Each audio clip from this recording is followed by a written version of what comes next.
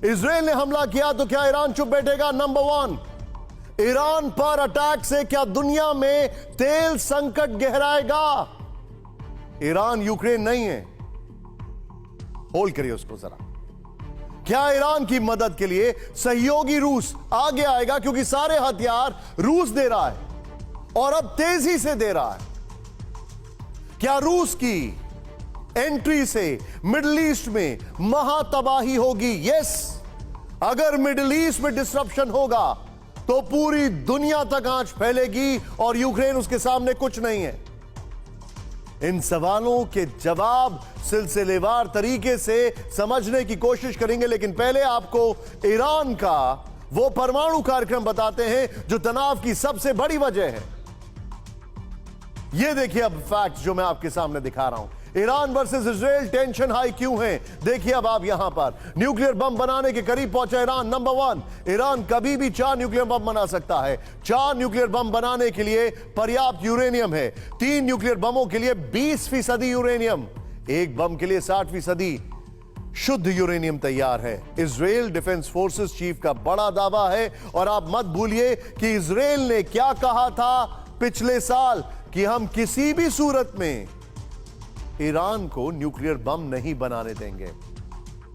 Israel के PM Netanyahu को शुरू से ईरान का विरोधी माना जाता है और उनके सत्ता संभालते ही ईरान में न्यूक्लियर प्रोग्राम की कवायद तेज हो गई है या इजराइल का रिएक्शन तेज हो गया। यह सीक्रेट जानकारी इजराइल के पास है कि ईरान ने तेजी दिखाना शुरू कर दिया है और इसीलिए वो ईरान को टारगेट करना चाहते हैं। लेकिन ईरान बदले में कैसा खौफनाक कदम उठा सकता है यह देखिए, क्योंकि ईरान यूक्रेन नहीं है। ईरान का रिएक्शन पूरी दुनिया को डायरेक्ट इंपैक्ट करेगा। इस रिपोर्ट में देखें कैसे।